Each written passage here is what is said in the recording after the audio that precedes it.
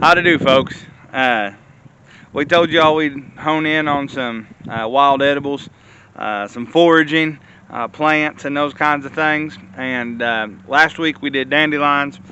This week I want to do plantain. Dandelion and plantain both are extremely handy. They're very prevalent. They're easy to identify, so they're good ones to start with. And I'll show you what the plant looks like as long as I got good enough light here to show you, and then I'll pick a leaf and we'll talk about it some more. So right here is your plantain herb that you'll be picking. Try to show you a little closer view here. If it gives you any, this is a young plant. There's my cell phone next to it, so that's your size reference there. But I'll pick a plant and I'll show you what it looks like, or pick a leaf here. So here's your leaf. It's a broadleaf. There is a narrow leaf plantain as well. I don't see a good example of that right around here. I'd show that to you. As you can tell, the bug's already been at it. It's got these edges that are got a little jaggedness to them, if you can kind of tell that there. Kind of purple down at the bottom. Back of the leaf has got these big ribs on the back of it. Like I said, very easy to identify out in the wild. Very easy to find, and it is loaded with benefits, and we'll talk about some of the benefits, and I'll tell you some of the stuff we have done with it. So the plantain plant there that I'm showing you once again, there's a there. You want to eat them real tender, real small like that. But you can pick the big leaves to make teas out of and stuff, or to add to teas. I'll tell you real quick. Let me tell you real quick what they are rich in. So it says they're a rich source of fiber, vitamin A, vitamin C, vitamin B6, and minerals such as magnesium and potassium. So they are full of all kinds of nutrients. Now, let me tell you what my wife got in her handy dandy notebook here. Plantain, or Plantago major, probably be the proper name. Edible and medicinal. Other names is white man's foot. Pick it when it's young and tender. You can eat the leaves raw. Older leaves need to be boiled to make like a pot of greens out of. Or you can dehydrate them, make teas, or you don't even have to dehydrate them. We've done it just green leaves. Can be used for wounds and sores and insect bites and stings. So if you're out in the woods and you get stung by a wasp, find you some of this plantain, chew it up a little bit in your cheek, kind of make it where it's kind of like chewing tobacco, truthfully, and chew it up a little bit in your cheek, and then stick it on your wound where you got stung, and it will help heal that up. Also, the roots can be used for fever and respiratory infection. It's anti-inflammatory and antibacterial, like Neosporin. Once again, if you get a cut out in the woods, and you can just chew it up, right, and rub it on that cut. Now, you say, does it really work as good as Neosporin? No, it works better than Neosporin. And you say, well, how do you know, you crazy red-bearded hippie? Well, let me tell you, my wife has made all kinds of plantain salves, and she has used a lard. It's kind of lard-based, and somehow she makes a salve infused with that plantain, and we have used it on our kids. We have used it on ourselves. We've used it on our kids' diaper rashes.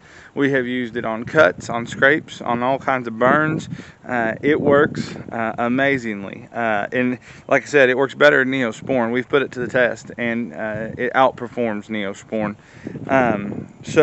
And I don't even know what's in Neosporin. It don't matter, but this is growing right out in the wild for you. So that's some of the stuff we have done with it, right? We have made the salve out of it before. We have also made teas, a lot of teas. I can tell you that making a tea out of it and drinking it for your aches and pains is a good thing. Mix that with a little bit of dandelion and you're doing even better. And I'm actually I told my wife this morning, I really need to get better at keeping that stuff around so I can make a tea. I probably would feel better if I would just drink that every morning instead of coffee, maybe. But anyhow, so you can make a tea. You can use it in greens. We've done it that way, where we've boiled them and then pan sauteed them some with a little bit of bacon grease. You add bacon grease to anything, it's bound to be good. And we've also ate it raw. It makes for a delicious addition to your salad. And a lot of this stuff you need to use in combination with, right? So you pick the dandelion, you pick some plantain leaves, you pick some of the wild garlic, and voila, you have got a wonderful, delicious, tasty salad. I'm going to show you guys something real quick just because it's pretty. We are not doing a garden this year, and I haven't disked the garden, but I got a bunch of straw from a guy a couple years ago, and I guess it had a bunch of wild mustard seed in it, because ever since then, wild mustard comes up in our garden like it's like going out of style. And I want to show you something. It's actually really pretty.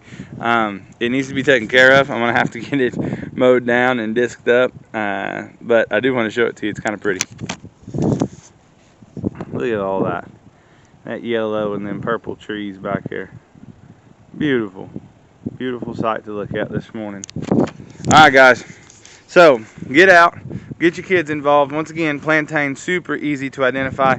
Google it, look it up. Don't just take what I've showed you here. Follow all of your basis the best that you can.